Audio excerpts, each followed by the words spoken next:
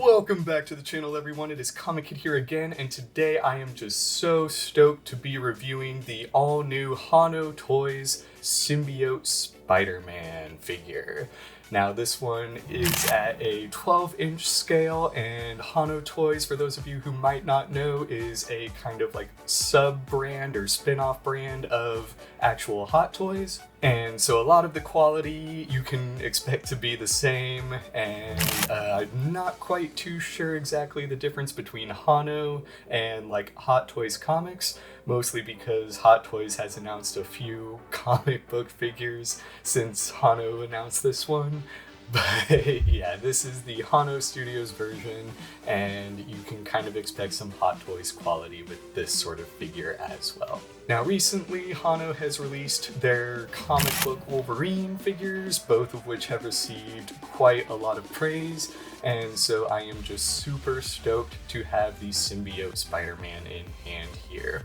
Now, in terms of comic book Spider-Man, I believe it is Hot Toys Comics that made their like Quotey Fingers comic accurate Amazing Spider-Man in like the classic suit, and I do not have that one, so we will not be able to compare those two, but I do have the Marvel Legends 12-inch symbiote suit as well as the classic Spider-Man costume from the Sony Spider-Man games, and so we'll kind of be comparing a direct Hot Toys as well as a similar figure of just made by different people. And so yeah, in terms of the box here, I am very pleased with this presentation. It kind of sinks into itself on the front, and I think that's really cool. It's kind of like a reverse box opening and whatnot.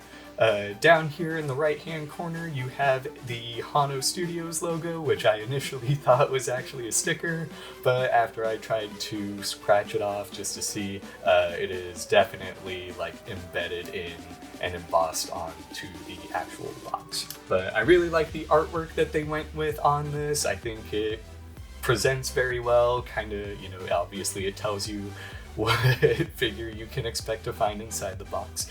And then on the back here, you have some additional information about the figure, as well as all the legal mumbo jumbo that you can find on like any toy box as well.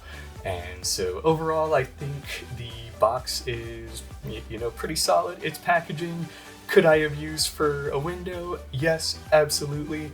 However, I really like what they did here, but when you actually open the box up, the bottom part here that almost looks like a belt actually pulls out, and then you pull the like top half of the box up, and that reveals the Hono Studios like pledge or letter, whatever you want to call it, on the inside as well.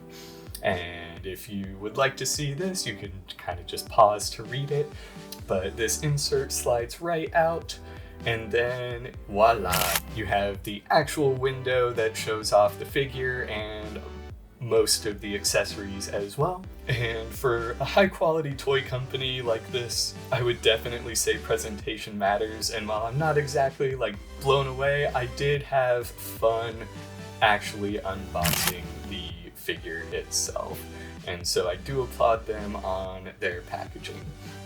My literal only complaint about the actual box, and I'm not going to show it here, but there is actually like the insert that you're supposed to kind of slide into the stand that he comes with is a part of the actual box. And I really hate when you have to destroy the box in order to get the full effect of the figure. Looking at you, McFarlane Toys. But I honestly have so little space that I do not plan on using this Secret Wars 8 insert anyways. And also not pictured is the very large and wide base. And generally speaking, Hot Toys will at least decorate the base somehow or to some degree, especially in more recent figures. But this one is just kind of a plain black rectangle. It curves up so you can display it with the Secret Wars. And while it's certainly a sturdy base, I could have probably used for a little bit more flair or uniqueness to it. But that is it in terms of packaging, and we are here and ready to show off the actual figure itself. Starting off with accessories, just like we always do. Got some really nice posable webs here. The bendiness to them is actually super high quality. I do not feel like I'm going to break it, and it is nice that it holds its position as well. In the past, some posable webs have always felt flimsy or cracked or anything, and I'm definitely not certain how these webs will hold up, but right out of the gate, they feel like a much better quality than other posable items or arms or webs or whatever that I've seen in the past. And then you also have a very long one, and I do love how detailed these webs are as well. Definitely kind of shows the extra effort and so on. Next up, we have the extra hands that he comes with. You have a right and a left kind of more relaxed hand, and I do almost wish they had kind of matched, but because they are, relaxed, we'll say, I'm not too broken up that they don't match exactly. And having the difference between them as well can offer, a little bit more like personality and flair to the figure as well. Next up, though, you have some of the, what I would deem essential wall crawling hands. You do have a right and a left one, and so these are both perfect for if he is on a wall, or wall crawling, or just crouching dramatically, however you want to use them. But I would say that hands like this are essential for any Spider-Man figure.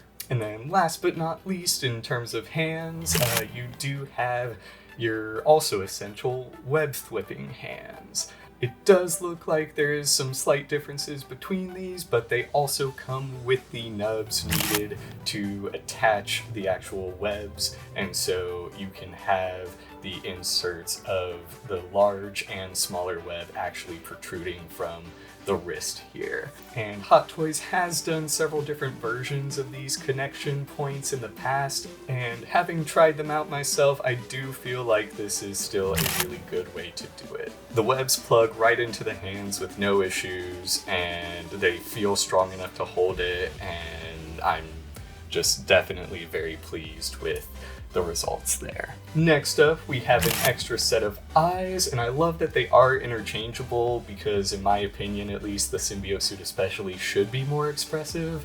And so if you want them to have kind of like a squinty eye and a large eye, you can get a little bit of extra personality by being able to swap the eyes rather than just like the head. But I will demonstrate the eye swapping process in just a little bit. And then last but not least, for the final accessory, we have the web backpack.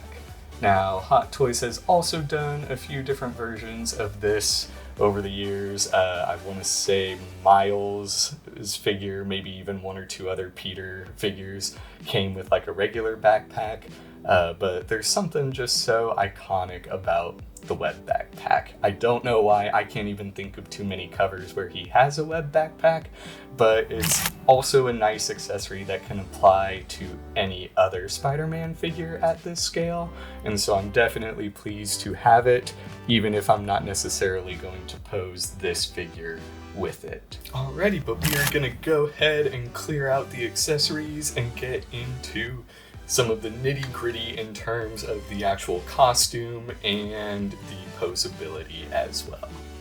Alrighty, you guys, now here the three figures are in all of their respective glory. Now, in terms of some of the most obvious differences, the sculpt, the fabrics, all three are pretty distinct figures. I've actually heard a lot of complaints about the spandex on the Symbiote one, which will have its pros and cons. On one hand, with the more rubbery suit on the classic Hot Toys one, I mean, the material will deteriorate over time, that's just kind of a given.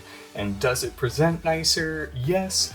But when it comes to posability and longevity, the spandex is honestly kind of the way to go. I wouldn't necessarily say that I prefer the spandex, but it does have its pros and cons for sure. Really, the only time that the spandex is interrupted is he does have plastic hands. And I get that, I totally understand why, but when everything else, including the head and the feet, are covered in spandex, maybe find a way to make the texture blend a little bit better. I don't know, like the hands really pop out in my opinion. But in terms of like sculpt and proportions, I do feel like he looks very natural. He does look very human shaped and not at all like a piece of plastic, kind of like the Marvel Legends guy here. No shade to this figure, this was actually like one of my first 12-inch figures, and I love this guy. I would never get rid of him, but he's definitely got some dated elements to him.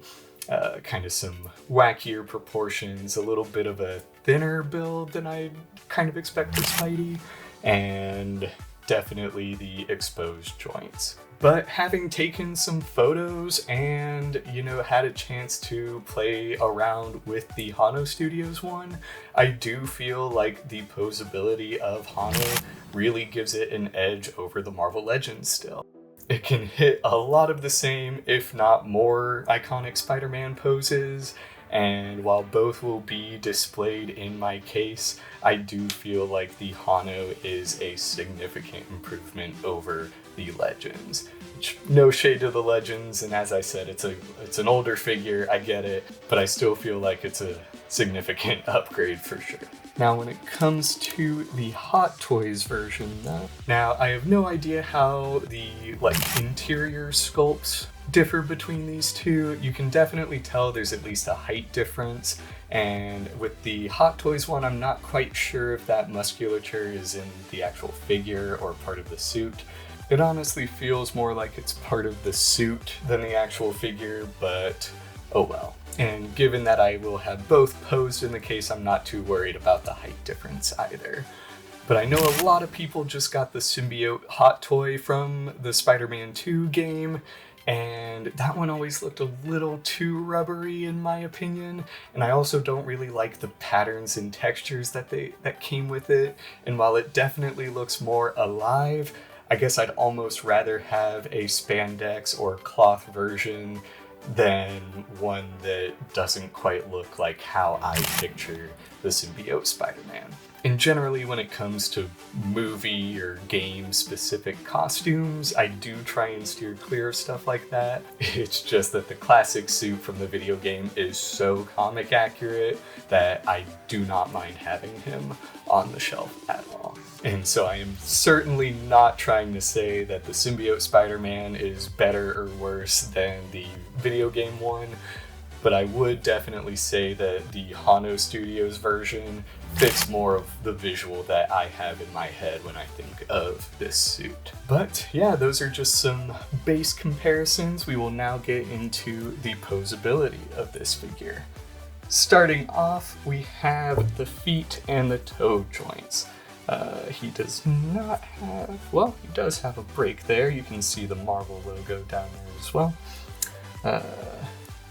Oh, there it is. Huh. It's actually a very, very posable toe. Would you look at that? It is a little stiff, but it gets the job done. You do have some ball ankles as well. Probably just enough motion that between the toe joint and the ankle, it'll give you all that you really need. But I have seen better and I have seen worse. But that's a pretty good dip on the toe. It comes up pretty far as well. Let's see. Some double jointed ankles, some pretty good range, especially for a fabric suit. I kind of like that the hips crack. Feels a bit more sturdy, but you have some really decent leg range in there as well. Solid ab crunch. Not quite a full 90 degree, but and coming back, almost nothing on the backward hunch, but the forward range on this is really, really good. Arms come all the way up. Boop. Double jointed elbows. I do feel like the hand pegs on this guy are a bit flimsy. When I was getting him out of the box, they came off pretty easily. But as you can see, there is a ball wrist in there as well, just for some maximum posability. We've got some butterfly shoulders, probably not quite as good as the range on the Legends ones, but pretty decent nonetheless. And a nice solid head swivel. It does not look like there's a separate neck joint. Oh, actually there is. Look at that. And coming down, there you go. So yeah, a pretty posable figure. Oh, and then last but not least, this is how you swap out the eyes as well. It does look like they are magnetic, and there's the more like McFarlane-y style for you there. But all in all, the posability on this figure, I'd say, is really, really solid. Let's swap that eye out again right quick.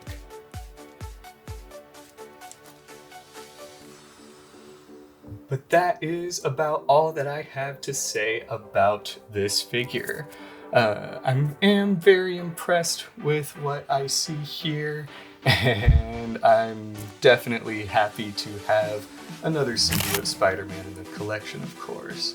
On one hand, I do want to give it some extra points because I know Hono is still new, quotey fingers, but on the other hand, because they are like a subsection of Hot Toys, I don't know that I say I expect better, but I mean, it's a Spider-Man figure. He checks all the boxes still, and if they weren't gonna opt for a rubber suit, I do think this is the next best thing. But let me know what you guys think of him down in the comments section below. Let me know if you prefer the Amazing Spider-Man from Hot Toys also, and in terms of a final rating, I would give this guy probably an A-. I am very pleased with him overall, but as always, stick around till the end of the video for some extra photos. Don't forget to hit like and subscribe as well, and I will be seeing y'all again real soon.